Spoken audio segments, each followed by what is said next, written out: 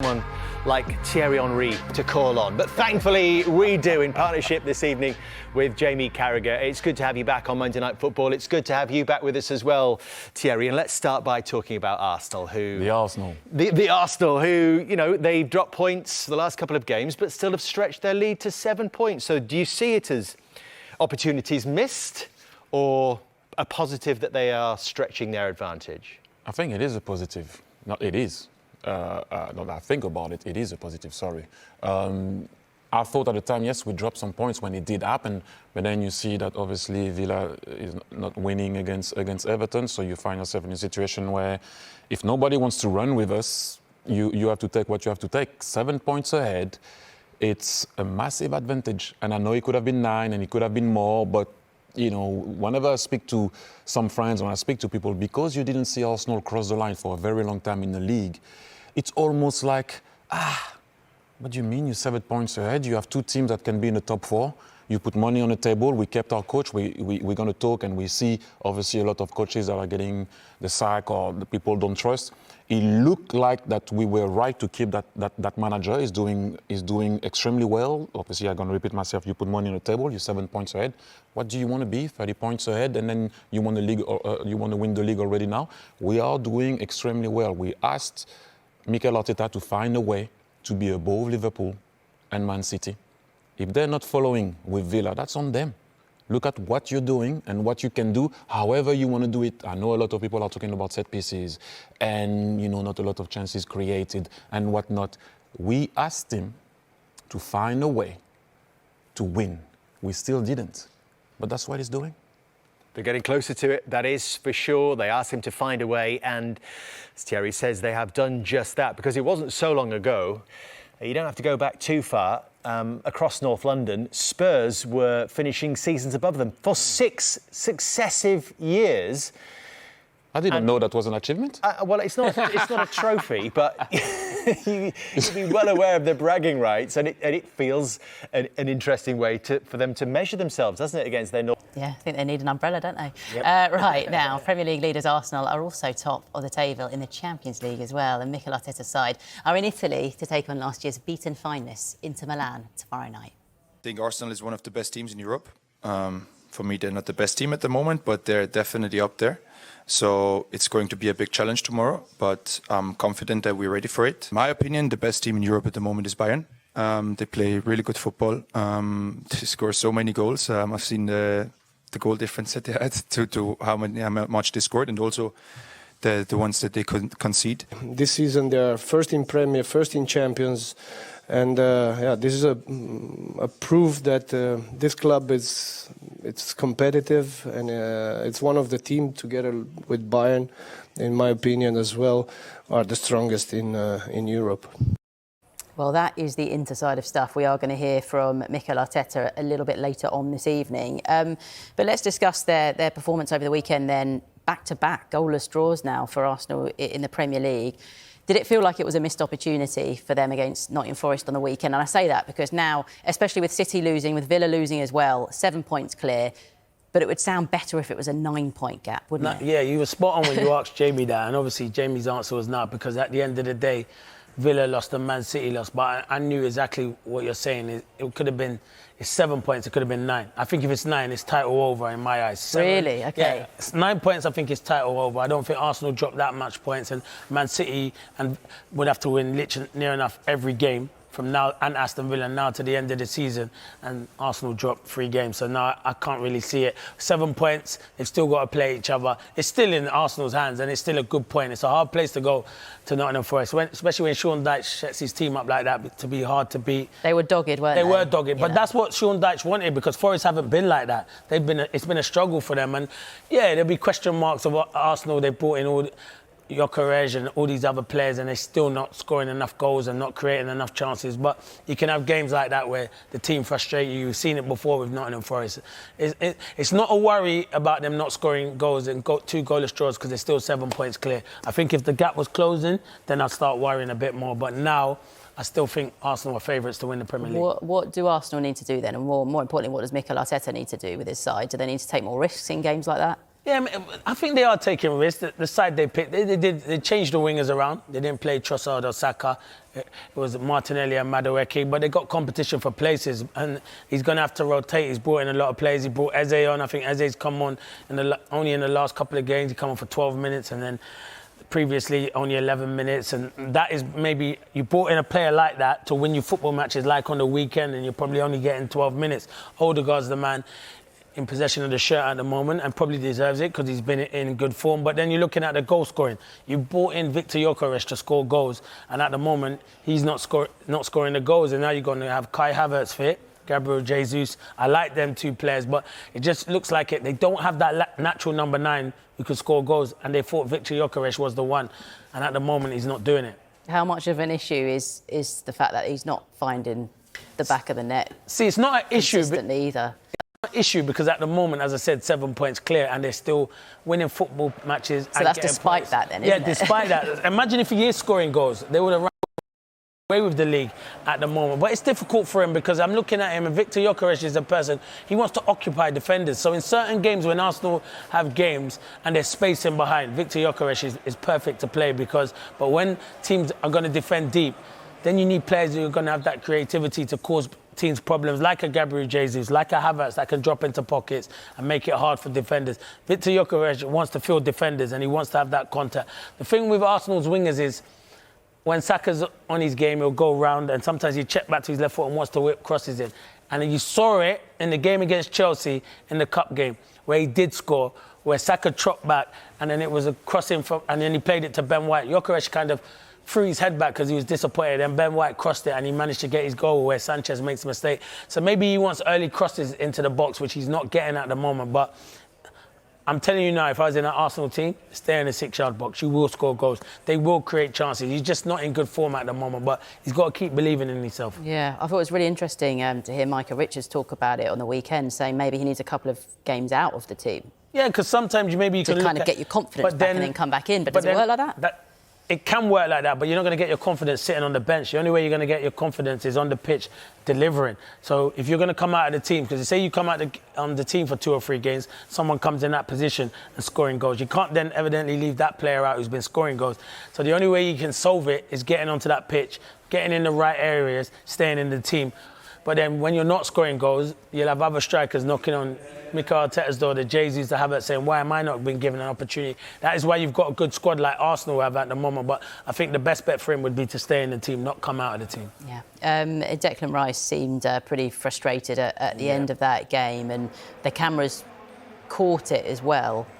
I think we can say that. Yeah, I mean, he's talking to himself, but I mean, this was doing the rounds on social media. It was. I've seen What did you make of that? Is it just him being frustrated in the moment? Yeah, that's what he is. He's frustrated. He's been outstanding for Arsenal. He's a winner. He wants to win things there, and he knows that was a huge game for them after what had obviously happened with Man City earlier on in the day. He's thinking this is a big game for us to capitalise on, and it's disappointing. But one thing Declan Rice has to realise is it's not an easy place to go to, Nottingham Forest. It's not a given that every game you go to Arsenal you're going to win football matches, but that's a sign of a winner. He's frustrated. He wants to win football matches. He's disappointed. I think a lot of players can learn from Declan Rice.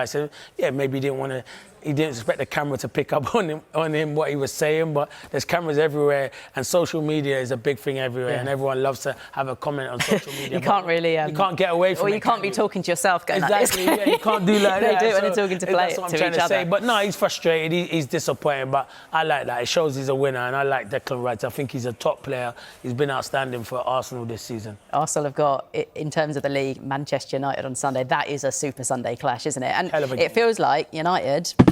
maybe a different prospect now after that performance against City. This is the test, and this is going to be a huge game. Obviously, coming off the back of 2 goalless draws for Arsenal, then you're going to be looking at it and saying, oh, it's a big game for them, and Man United being in good form. But yeah, it's going to be a hell of a game. I think it's a good game. It's a good challenge for Man United. We spoke so well how positive they were on the weekend. It's a big game for Arsenal to bounce back. So yeah, that is a Super Sunday. It's one I'm really looking forward to. Yeah.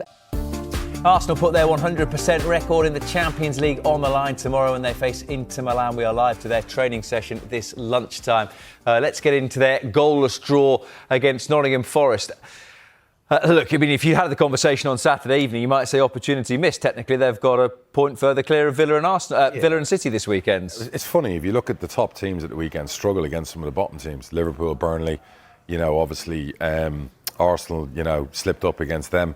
So I would say it's a point missed, because at this stage now Arsenal fans will be getting nervous, because you're thinking to yourself, City have lost, perfect. We go, was it 9 points clear? This is a real opportunity to kick on now. I always think there's a danger that when you look at championship winning teams or teams, in your case, teams that have won promotion, sure, you have this image that they win 4-0 every week, and they don't. Almost winning the league is the team that makes the least mistakes. Yeah. And I feel that is what Arsenal are. Yeah, look, you give them credit for defensively being as good as anybody, do you know what I mean, in world football at the moment. But, Forest are struggling. And you want to win league titles, you really want to calm your fans down going into the second half of the season, you've got to beat Nottingham Forest. Particularly after your biggest rival has just been tanked in a derby. So you now have got to go foot on neck. Now we're going to go full steam ahead. So for me, that was a slip up. But I have to be honest, I'd pick City to win the league. Watching Arsenal the last few weeks, they're the strongest squad. And I said it last week, this could be a long reign for Arsenal if they get over the hill this season. We were talking quite a lot in breaks this morning about American football, and you were watching the NFL last night. For me, I'm more of a basketball fan. There's a famous saying in basketball: offense wins games, defense wins championships. Sure. And that is what they are, aren't they? There's a lot of focus on the lack of goals, but if you keep a clean sheet every week, by definition, you ain't losing any games. No, you're not. And if you go back to the old boring Arsenal of the past, right, the 1-0 or whatever, it doesn't matter if you're winning league titles. At the end of the day, all great title-winning teams have got fantastic defences who have probably 15, 16, 17 clean sheets. You look at Mourinho when he first came to Chelsea, they still hold the record for the least amount of goals conceded in the Premier League. So you bang on what you say. Defences do win championships. So let's see what's going to be interesting. City have gone out and bought all these defenders, obviously making changes. They're now struggling to score goals. So we'll see if that flips in the coming weeks. But it's just interesting, as to how much, and again, as an owner, whether you really care about, because I do. I hate 1-0s. Peterborough is 5-4 vibes like Johnson, 5-4. Clark, Harris, Ivan Toney, all these guys who score loads of goals, and it's always quite fun. So when I bought Peterborough, and people laugh about this and joke about it, it's true. I've said to every manager, if you give me a choice to win a game 5-4 or 1-0, I'm taking 5-4. And it's twofold. One, it's entertaining, and your fans are going to love that kind of football. And two, you got 5 goal scorers, which is good asset value for your squad. You win 1-0, your crowds are probably going to get bored, and you ain't selling too many strikers for big money as a lower league team. Hence why I am all about goals scored. More fun. But I would assume that it's very unlikely that the Cronkies are going into him and say, "Come on, Mikel, it's a bit boring. Any chance of a few more goals?" I mean, if I was worth 20 billion like the Cronkies, I'd probably wouldn't care. But I'll be really honest with you. I've owned a club nearly 20 years, and for me, I've got to enjoy what I'm watching. And no word of a lie, if we're winning 1-0 every week and it's great to have clean sheets and all that's brilliant, I'm not sure I'm going to love it. I have to enjoy what I'm watching. Would you ever say that? Of course. You would? Of course, 100%. I had a manager before that had a sixth, and I watched the football. It was horrible, and it was boring, and it was aggressive and long ball. And I sacked the manager in sixth place because of the style of football. My eyes don't tell lies. I have to enjoy what I'm watching. And don't forget I'm paying the bills. I want to be entertained. I want my fans to be entertained. Is there anything wrong with that?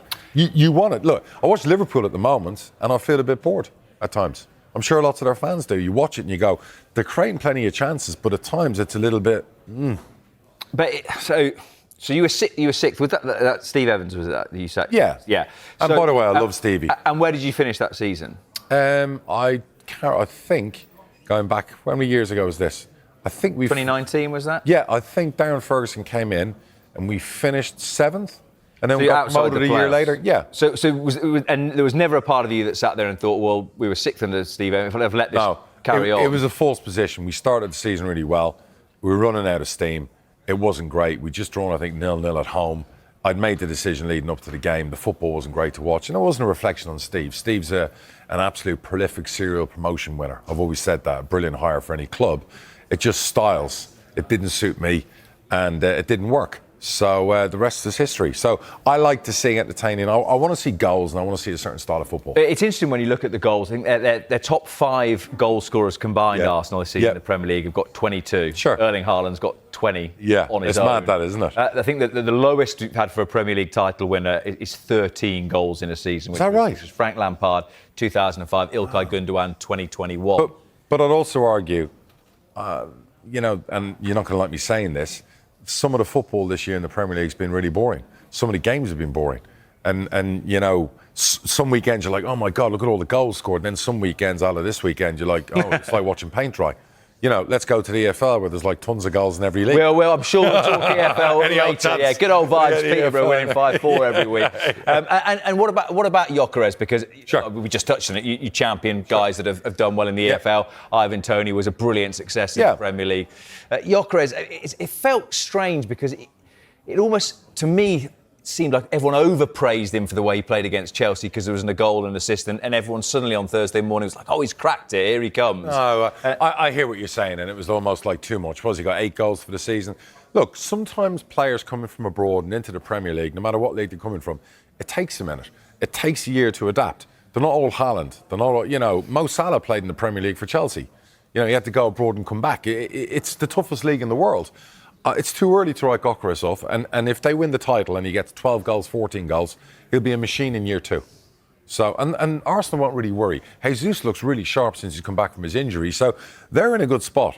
They've got other players coming back too that they tend to play up there. So, which I think is really interesting because it's been a bit of an area, and we probably, including in this building, spent a lot of the back end of last season. Every time they lose a title, you think they need a number 9. Exactly, and actually now everyone's saying, can't wait till Havertz gets back into this team. Correct. If they repeat the Pep thing of the false 9 and win a title, and Pep did that without a 9 at times, if Arsenal go and do that, no one's going to worry about the number 9. But I think if they want to challenge and win back-to-back titles and continue to dominate, somebody needs to step up and become prolific. I'm not writing off that guy so far. I think he will end up having a good career at Arsenal. So Arsenal's top scorers have 5 apiece at the moment in the Premier League. Do you know how many Mo Salah had at this stage last season? He probably had 23 or something. Yeah, 19. So slightly different. But again, there's not too many prolific goal scorers in the Premier League this year, is there? No. I mean, it's just Haaland and Igor Thiago. Right, nobody else really. So goes back to our conversation about Brentford fans being delighted. It's a funny and season. Everyone else being thoroughly miserable. Yeah, funny right, let's take a quick break. Arsenal's title push was helped as Aston Villa slipped up yesterday.